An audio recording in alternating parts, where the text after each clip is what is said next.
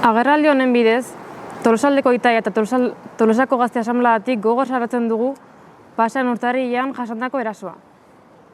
Urtarrilaren 31an, formakuntza saio bat egiten ari ginela Tolosako Ezpala gaztetxean, polizia bertaratu eta identifikatuak izan ginen.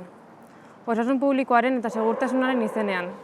COVID-19 dagozkion osasun neurri guztiak betetzen ari ginen arren. Hori horrela, hilabete batzuk beranduago multa jaso genituen. 4 pertsona biltzeko muga gainditzeagatik eta agintaritzari desobedientzia egotzita. Orain, multa gehiago iritsi zaizkigula adierazi tasatu nahi dugu. Guztira, 3.900 eurotik gora ordaintzea exigitzen digutelarik. Agerian geratu da, pandemian zehar ezarritako segurtasun neurrien izaera politikoa. COVID-19aren transmisioa gelditzeko baino, alkatasun politikoen ezabapenaren bidez langileriaren antolakuntza politikoa oztopatzeko balio izan dute. Lantokiak, eskolak, garraio publikoa zein kaleak jendez gainezka zeuden bitartean, hilabete luzez debekatu digute bilerak eta formakuntza saioak egitea. Antolakuntza politikoa alderdi burgesen luxuzko eskubide bilakatu da, osasunaren aitzakipean.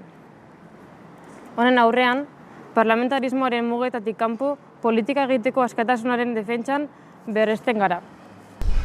Era berean, ezin dugu gertakari hau kasu isolatu bezala ulertu. Errakiren bitartez behin baino gehiagotan salatu izan dugun bezala, ugariak izan dira pandemian zehar langile kontrolpeko espazioetan burutzen den jardun politikoaren aurkako erasoak. Ezpalaren aldeko borrokan etengabe adierazi genuen, espazio hori gabe antolatzerik ez dago. Langile kontrolpeko espazioak ezinbesteko azpiegitura dira politika iraultzailea aurrera eramateko, eta espazio hauen defentsa askatasun politikoen defentsa ere bada. Azkenik, Tolosako udalak Ezpalarekiko izandako jarrera seinalatu nahi dugu.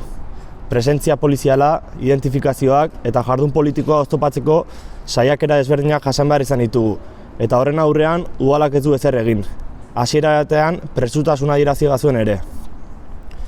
Arazoa ez da eskumen faltan kokatzen, borondate faltan baizik. Eta beste aldera begiratzea, Ezpalaren zein bertan aurrera eramaten den jardunaren aurka egitea dela ulertzen dugu. Honen aurrean, protalgoaren alde lan politikoa egin eta gaitasunak antolatzea jarraitzeko konpromiso osoa adierazi nahi dugu. Datozen hilabeteetan ekimen ezberdinak jarriko ditugu martxan, isun ekonomikoari aurre egiteko helburuarekin. Erasoen aurrean askatasun politikoa defendatu.